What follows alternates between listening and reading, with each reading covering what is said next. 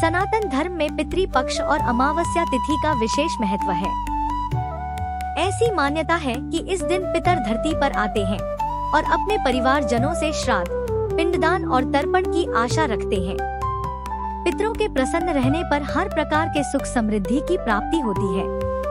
अगर पितर असंतुष्ट होते हैं, नाराज होते हैं, तो ऐसे में कुंडली में पितृ दोष लग जाता है, जिस कारण से ऐसे जातक को जीवन में बहुत सारी परेशानियों का सामना करना पड़ता है। इसलिए पितरों का प्रसन्न रहना बहुत जरूरी है। पितरों के प्रसन्न रहने पर जातक को सभी प्रकार के सुख, समृद्धि और मान-सम्मान की प्राप्ति होती है।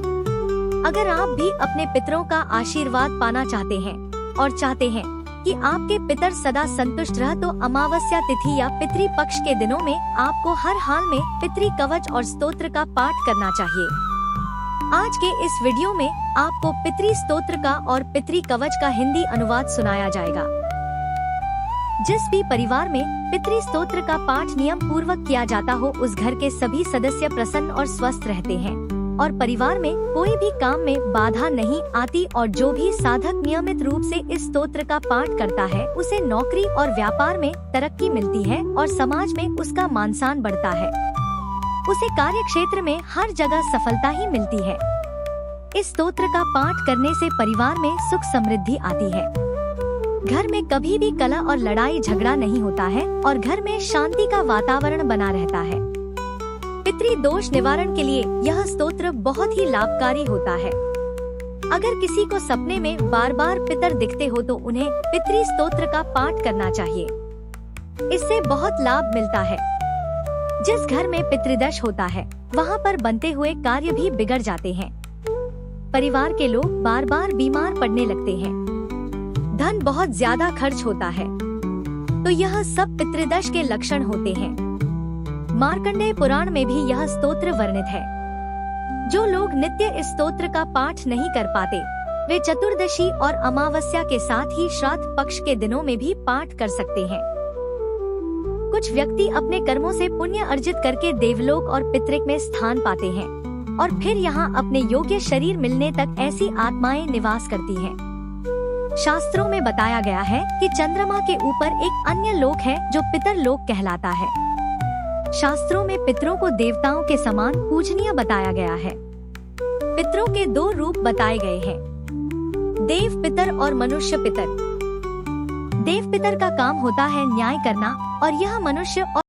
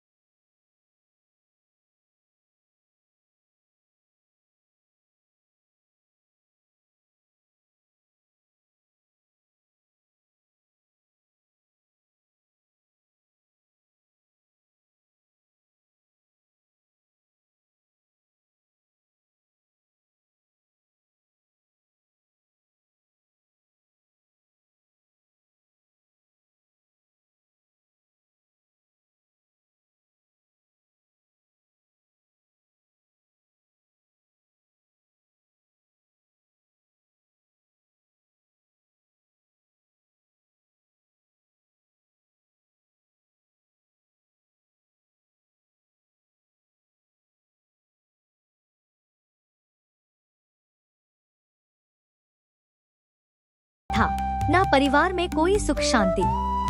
एक रात हरिहर को स्वप्न आया।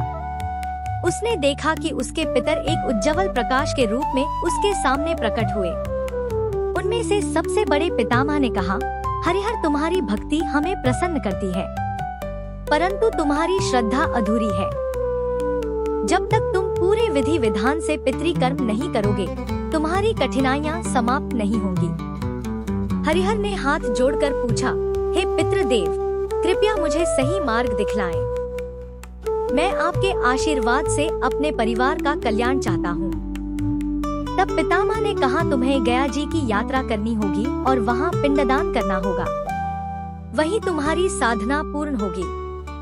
इसके अलावा हर अमावस्या के दिन अपने घर के मुख्य द्वार पर दक्षिण दिशा की तरफ मुंह करके हमारा स्मरण करके तुम्हें दीप जलाना होगा। ऐसा कहकर पितर अंतर्ध्य हो गई। अगली सुबह हरिहर ने अपने सपने के बारे में अपनी पत्नी सुमति को बताया। निर्धनता होने के बावजूद भी दोनों ने गयाजी जाने का निश्चय किया। रास्ता लंबा और कठिन था। खाने के लिए भोजन नहीं था, ठहरने का कोई ठिकाना नहीं। एक दिन यात्रा के दौरान उन्हें एक वृद्ध साधु मिले। साधु ने हरिहर से पूछा, वत्स, इस कठिन यात्रा पर क्यों निकले हो? तब हरिहर ने उन्हें अपना स्वप्न बताया। साधु ने मुस्कुराकर कहा, तुम्हारी श्रद्धा महान है, भगवान और पितर तुम्हारे साथ हैं। यह लो, यह चमत्कारी ताम्र पात्र है। इसे गयाजी में पिंडदान के समय पवित्र जल से भरकर पितरों को अर्पित करना। इससे तुम्हारे सभी पितर प्रसन्न होंगे और तुम्हारे कष्ट भी समाप्त हो जाएंगे। तब गयाजी पहुंचकर हरिहर ने विधि पूर्वक पिंडदान किया। जैसे ही उसने ताम्रपात्र से जल अर्पित किया, एक दिव्य प्रकाश प्रकट हुआ। पितृ देवता फिर से प्रकट हुए और उन्होंने कहा, हरिहर, तुम्हारी श्रद्धा ने हमें तृप्त कर दिया है। अब तुम्हारे जीवन से दरिद्रता, रोग और अशांति दूर हो जाएगी। तुम्हारा परिवार समृद्ध होगा और तुम्हारे वंशज भी हमेशा सुखी रहेंगे। पितरों ने आशीर्वाद दिया और अंतर्ध्य हो गए। हरिहर जब गांव लौटा तो उसके जीवन में बदलाव आ चुका था। अब उसे खेती में नुकसान नहीं होता, बल्कि उसके खेतों में अब फसलें लहलाने लगी थी। व्यापार में लाभ होने लगा था और उसके परिवार में सुख शांति छा गई थी। गांव वालों ने यह चमत्कार देखा तो देखकर दंग रह गए। तब हरिहर ने सभी को पितरों की महिमा और श्राद्ध कर्म का महत्व समझाया।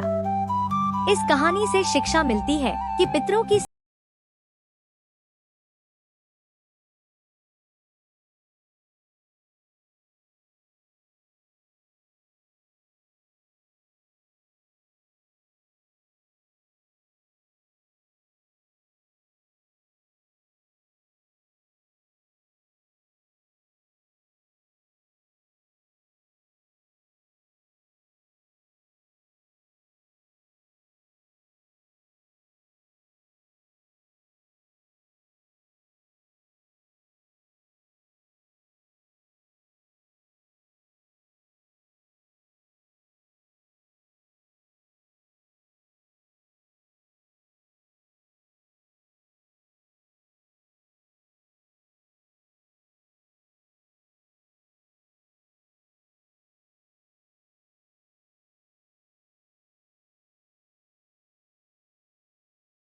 पंडित जी ने देखा दांव सही जगह पर लगा है तो कहने लगे, तो कर डालो पिता का श्राद्ध। इसमें देरी की भला क्या बात है।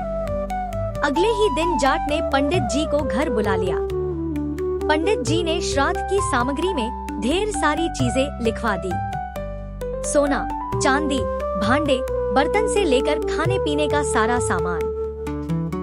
इसके अलावा पिता को जो भी चीजें पसंद थी वह सभी कुछ लाकर जाट ने सामने रख दी। धूमधाम से पिता के श्राद्ध की तैयारी हुई। जाटनी से कहकर उसने तरह तरह के पकवान बनवा लिए। अब पंडित जी तो मन ही मन बड़े खुश थे। सोच रहे थे आज तो चकाचक माल उड़ाने को मिलेगा और साथ में इतना सारा सामान भी। अपने सामने एक आसन बिछाकर पंडित जी ने जाट को बिठा दिया और बोले, चलो अब श्राद्ध शुरू करते हैं। तुम्हें इस बात का ख्याल रखना है कि जो मैं कहूँगा वही तुम्हें कहना है और जैसा मैं करूँ वैसा ही करना होगा। जाट ने बात मान ली। दोनों आमने सामने जमकर बैठ गए। श्राद्ध शुरू हुआ। पानी की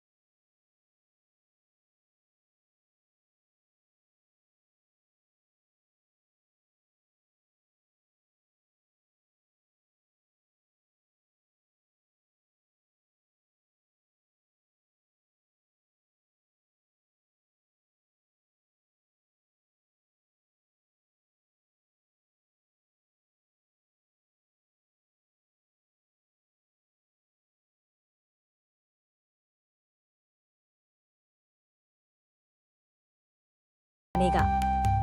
पंडित जी ने आओ देखा नताब, एक तगड़ा हाथ जाट की कनपटी पर चढ़ दिया। फिर बोले पहले तेरी खोपड़ी सही कर लूं, बाद में श्राद्ध होता रहेगा। जाट के वह थप्पड़ इतनी जोर से लगा कि 1 मिनट के बाद ही उसे होश आया। होश में आने के बाद उसने भी अपनी बाहें चढ़ा ली और बदले में पूरी ताकत के साथ पंडित जी के गाल पर तगड़ा हाथ दे दिया। पंडित जी को दिन में ही तारे नजर आने लगे।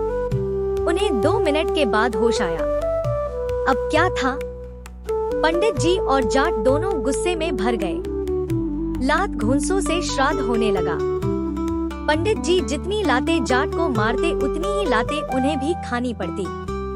जाट के जिस शरीर पर जिस जगह पंडित जी का घूंसा पड़ता उसी जगह पर जाट भी पंडित जी को घूंसा जमा देता।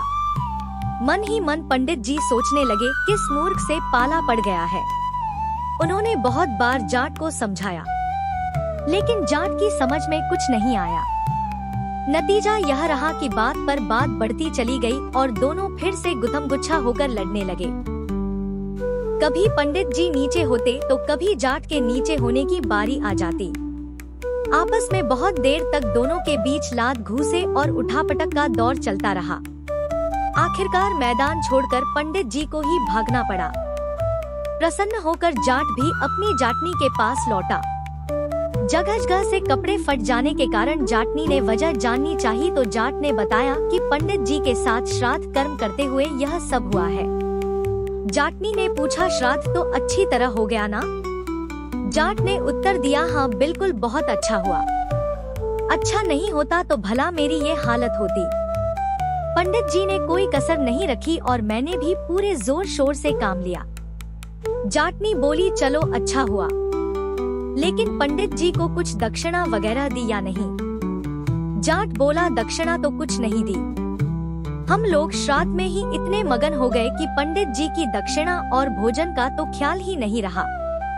बेचारे पंडित जी बिना दक्षिणा के ही लौट गए। अब तुम ही थोड़ा कष्ट करो और एक बड़े थाल में भोजन और साथ में दक्षिणा पंडित जी के घर पहुँचाओ, वरना श्राद्ध का कोई फल नहीं मिलेगा। यह सुनकर जाटनी बड़ी खुश हुई।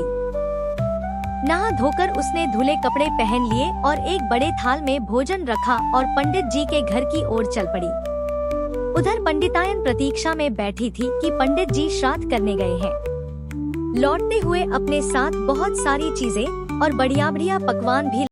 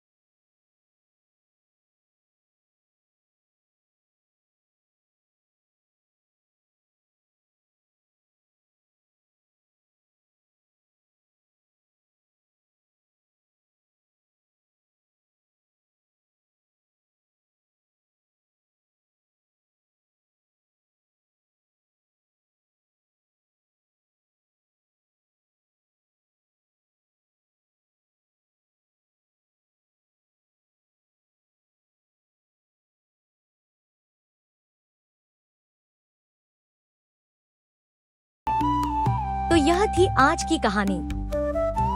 अब सुनिए वैशाख अमावस्या की कथा। एक बार मिथिलापति ने श्रुतदेव जी से पूछा, है ब्राह्मण, इस वैशाख मास में कौन कौन सी तिथियां पुण्यदायिनी है? तब श्री सूत जी कहने लगे कि सूर्य के मेष राशि में स्थित होने पर वैशाख मास में 30 ही तिथियां पुण्यदायिनी मानी गई है। एकादशी में किया हुआ पुण्य कोटि गुना होता है। उसमें स्नान, दान, तपस्या, होम, देव पूजा, पुण्य कर्म और कथा का श्रवण किया जाए तो वह तत्काल ही मुक्ति देने वाला होता है। जो रोग आदि से ग्रस्त और दरिद्रता से पीड़ित हो वह मनुष्य इस पुण्यमय कथा को सुनकर धन्य हो जाता है। वैशाख मास मन से सेवन करने योग्य है, क्योंकि वह समय उत्तम गुणों से युक्त है। दरिद्र, धना, पंगु, अंधा, नपुंसक, विधवा, साधारण स्त्री, पुरुष, बालक, युवा, वृद्ध तथा रोग से पीड़ित मनुष्य ही क्यों ना हो। वैशाख मास का धर्म सभी के लिए अत्यंत सुख प्रदान करने वाला है। परम पुण्यमय वैशाख मास में सूर्य जब मेष राशि में स्थित हो तब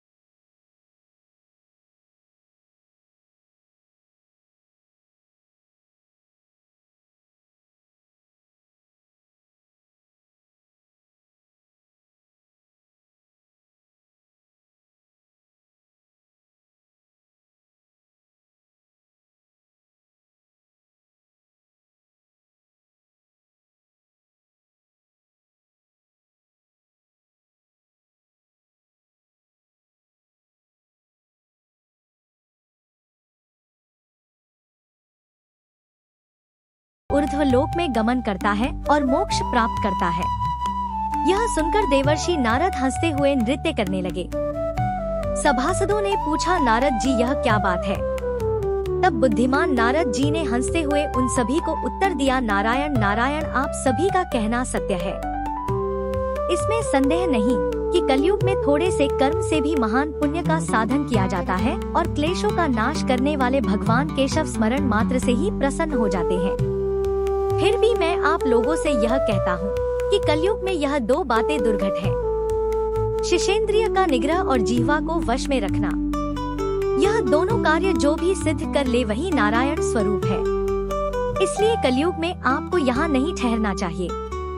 नारद जी की यह बात सुनकर उत्तम व्रत का पालन करने वाले महर्षि सहसा यज्ञ को समाप्त करके सुख पूर्वक चले गए। धर्मवर्ण ने भी वह बात सुनकर भूलोक को त्याग देने का विचार किया। उन्होंने ब्रह्मचर्य व्रत धारण करके दंड और कमंडल हाथ में लिया और जटाव व लकलधारी होकर वे कलयुग के अनाचारी पुरुषों को देखने के लिए घर छोड़कर चल दिए। उनके मन में बड़ा आश्चर्य हो रहा था। उन्होंने देखा कि प्रायः मनुष्य पापाचार में लीन होकर बड़े भयंकर और दुष्ट हो गए हैं।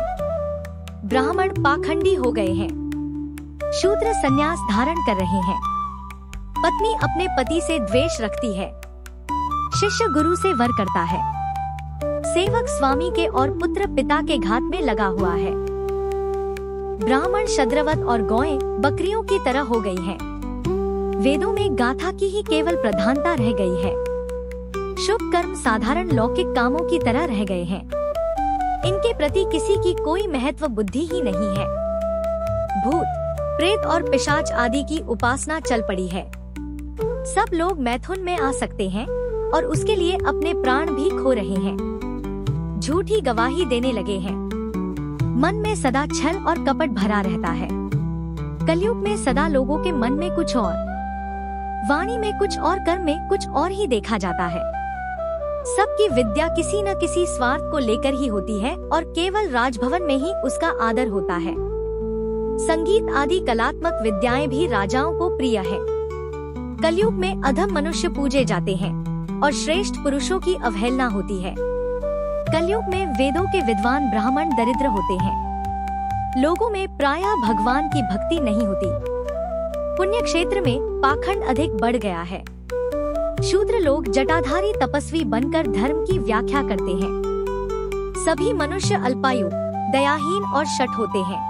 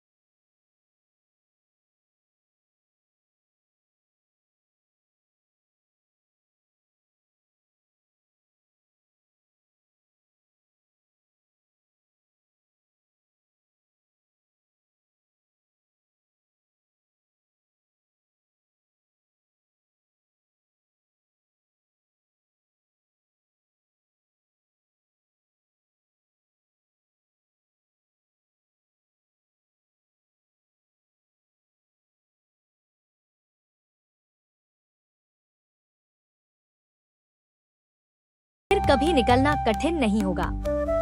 इसलिए तुम पृथ्वी पर जाकर धर्म वर्ण को समझाओ। हम लोग दया के पात्र हैं। हमारे वचनों से उसे यह बताओ कि हमारी वंश रूपा दुर्वा को काल रूपी चूहा हर दिन खा रहा है। क्रमशः धीरे धीरे सारे वंश का नाश हो गया है। अब एक तुम ही बचे हो। जब तुम भी मर जाओगे तब संतान परंपरा न होने के कारण तुम्हें भी अंधकूप में गिरना पड़ेगा जैसे हम गिरे हुए हैं। इसलिए गृहस्थ धर्म को स्वीकार करके संतान उत्पन्न करो। इससे हमारी और तुम्हारी दोनों की ऊर्ध्व गति होगी। अगर एक भी पुत्र वैशाख, माघ या फिर कार्तिक मास में हमारे उद्देश्य से स्नान, श्राद्ध और दान करेगा तो उससे हम लोगों की ऊर्ध्व गति होगी और इस घोर नरक से उद्धार हो जाएगा। अगर एक पुत्र भी भगवान विष्णु का भक्त हो जाए, एक भी एकादशी का व्रत रखने लगे या एक भी भगवान विष्णु की पाप नाशक कथा सुनने लगे तो उसकी 100 बीती हुई पीढ़ियों का और 100 आने वाली पीढ़ियों का उद्धार होता है। वे पीढ़ियां पाप से ढकी होने पर भी नरक का दर्शन नहीं करती। दया और धर्म से रहित उन बहुत से पुत्रों के जन्म से क्या लाभ जो कुल में उत्पन्न होकर सर्वव्यापी भगवान नारायण की पूजा नहीं करते। इस प्रकार प्रिय वचनों द्वारा धर्म वर्ण को समझाकर तुम उसे विरक्ति पूर्ण ब्रह्मचर्य आश्रम से गृहस्थ आश्रम में प्रवेश करने की सलाह दो। पितरों की यह बात सुनकर धर्मवर्ण अत्यंत विस्मित हुआ और हाथ जोड़कर बोला, मैं ही धर्मवर्ण नाम से विख्यात आपके वंश का दुराग्रही बालक हूँ। यज्ञ में महर्षि नारद जी का यह वचन कि कलयुग में प्रायः कोई भी रसेंद्रिय सुनकर और शिशेंद्रिय को दृढ़ता पूर्वक संयम में नहीं रखता। मैं दुर्जनों की संगति से भयभीत होकर अब तक दूसरे दूसरे द्वीपों में घूमता रहा। इस कलयुग के 3 चरण बीत गए। अंतिम चरण में भी अब सा भाग बीत चुके हैं। मेरा तो जन्म ही व्यर्थ बीता है, क्योंकि जिस कुल में मैंने जन्म लिया उसमें माता पिता के ऋण को भी मैंने नहीं चुकाया। पृथ्वी के भारभूत उस शत्रु के समान पुत्र के उत्पन्न होने से क्या लाभ जो पैदा होकर भगवान विष्णु और देवताओं तथा पितरों की पूजा ना करे। मैं आप लोगों की आज्ञा का पालन अवश्य करूँगा। बताइए पृथ्वी पर किस प्रकार मुझे कलयुग से और संसार से भी बाधा नहीं प्राप्त होगी। धर्म वर्ण की बात सुनकर पितरों के मन को कुछ आश्वासन मिला। वे कहने लगे, बेटा तुम गृहस्थ आश्रम स्वीकार करके संतानोत्पत्ति के द्वारा हमारा उद्धार करो। जो भगवान विष्णु की कथा में अनुरक्त होते निरंतर श्री हरि का ध्यान करते और सदाचार के पालन में तत्पर रहते हैं।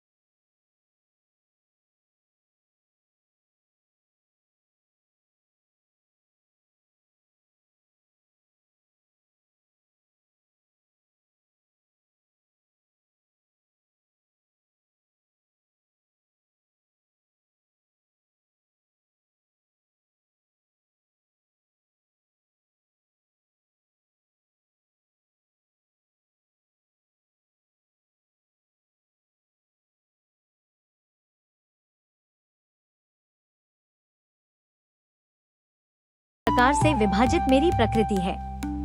यह 8 प्रकार के भेदों वाली तो अपरा अर्थात मेरी जड़ प्रकृति है। और हे महाबाहु, इससे दूसरी को जिससे यह संपूर्ण जगत धारण किया जाता है, मेरी जीव रूपा परा अर्थात चेतन प्रकृति जान। हे अर्जुन, तू ऐसा समझ कि संपूर्ण भूत इन दोनों प्रकृतियों से ही उत्पन्न होने वाले हैं और मैं संपूर्ण जगत का प्रभाव तथा प्रलय हूँ, अर्थात संपूर्ण जगत का मूल कारण हूँ। हे धनंजय, मुझसे भिन्न दूसरा कोई भी परम कारण नहीं है। यह संपूर्ण जगत सूत्र में सूत्र के मणियों के समान मुझ में गुथा हुआ है। हे अर्जुन, मैं जल में रस हूँ, चंद्रमा और सूर्य में प्रकाश हूँ, संपूर्ण वेदों में ओंकार हूँ, आकाश में शब्द और पुरुषों में पुरुषत्व हूँ। मैं पृथ्वी में पवित्र गंध और अग्नि में तेज हूँ, और संपूर्ण भूतों में उनका जीवन हूँ, और तपस्वियों में तप हूँ। हे अर्जुन, तू संपूर्ण भूतों का सनातन बीज मुझको ही जान। मैं बुद्धिमानों की बुद्धि और तेजस्वियों का तेज हूँ। हे भरत श्रेष्ठ, मैं बलवानों का आसक्ति और कामनाओं से रहित बल अर्थात सामर्थ्य हूँ, और सब भूतों में धर्म के अनुकूल अर्थात शास्त्र के अनुकूल काम हूँ। और भी जो सत्वगुण से उत्पन्न होने वाले भाव हैं, और जो रजोगुण से होने वाले भाव हैं, उन सबको तो मुझसे ही होने वाले हैं, ऐसा जान। परंतु वास्तव में उनमें मैं और वे मुझ में नहीं है। गुणों के कार्य रूप सात्विक, राजस और तामस, इन तीनों प्रकार के भावों से यह सारा संसार प्राणी समुदाय मोहित हो रहा है। इसलिए इन तीनों गुणों से परे मुझ अविनाशी को नहीं जानता, क्योंकि यह अलौकिक अर्थात अति अद्भुत त्रिगुणमयी मेरी माया बड़ी दुस्तर है। परंतु जो पुरुष केवल मुझको ही निरंतर भजते हैं, वे इस माया को उल्लंघन कर जाते हैं, अर्थात संसार से तर जाते हैं। माया द्वारा जिनका ज्ञान हरा जा चुका है, ऐसे आसुर स्वभाव को धारण किए हुए मनुष्यों में नीच दूषित कर्म करने वाले मूढ़ लोग मुझको नहीं भजते। हे भरतवंशियों में श्रेष्ठ अर्जुन, उत्तम कर्म करने वाले अर्थार्थी अर्थात सांसारिक पदार्थों के लिए भजने वाला, आर अर्थात संकट निवारण के लिए भजने वाला, जिज्ञासु अर्थात मेरे को यथार्थ रूप से जानने की इच्छा से भजने वाला, और ज्ञानी, ऐसे 4 प्रकार के भक्तजन मुझको भजते हैं। उनमें नित्य मुझ में एकाकी भाव से स्थित अनन्य प्रेम भक्ति वाला ज्ञानी भक्त अति उत्तम है, क्योंकि मुझको तत्व से जानने वाले ज्ञानी को मैं अत्यंत प्रिय हूँ, और वह ज्ञानी मुझे अत्यंत प्रिय है। यह सभी उदार है, परंतु ज्ञानी तो साक्षात मेरा स्वरूप ही है।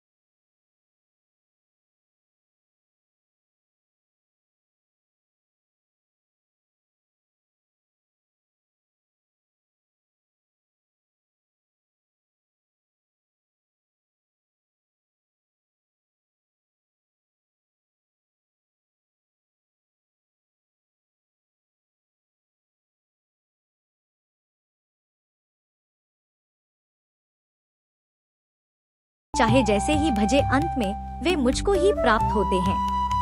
आप जानिए कि भगवत गीता के 7वें अध्याय में भगवान के प्रभाव और स्वरूप को न जानने वालों की निंदा और जानने वालों की महिमा का वर्णन किस प्रकार किया गया है। भगवान श्री कृष्ण कहते हैं, बुद्धिमान पुरुष मेरे अनुत्तम अविनाशी परम भाव को न जानते हुए मन इंद्रियों से परे मुझ सच्चिदानंद घन परमात्मा को मनुष्य की तरह जनकर व्यक्ति भाव को प्राप्त हुआ मानते हैं। अपनी योग माया से छिपा हुआ मैं सबके सामने प्रत्यक्ष नहीं होता, इसलिए यह अज्ञानी जन समुदाय मुझ जन्म रहित अविनाशी परमेश्वर को नहीं जानता, अर्थात मुझको जन्मने मरने वाला समझता है। हे अर्जुन, पूर्व में व्यतीत हुए और वर्तमान में स्थित तथा आगे होने वाले सब भूतों को मैं जानता हूँ, परंतु मुझको कोई भी श्रद्धा भक्ति रहित पुरुष नहीं जान सकता। हे भरतवंशी अर्जुन, संसार में इच्छा और द्वेष से उत्पन्न सुख दुख आदि द्वंद रूप मोह से संपूर्ण प्राणी अत्यंत अज्ञता को प्राप्त हो रहे हैं, परंतु निष्काम भाव से श्रेष्ठ कर्मों का आचरण करने वाले जिन पुरुषों का पाप नष्ट हो गया है, वे राग द्वेष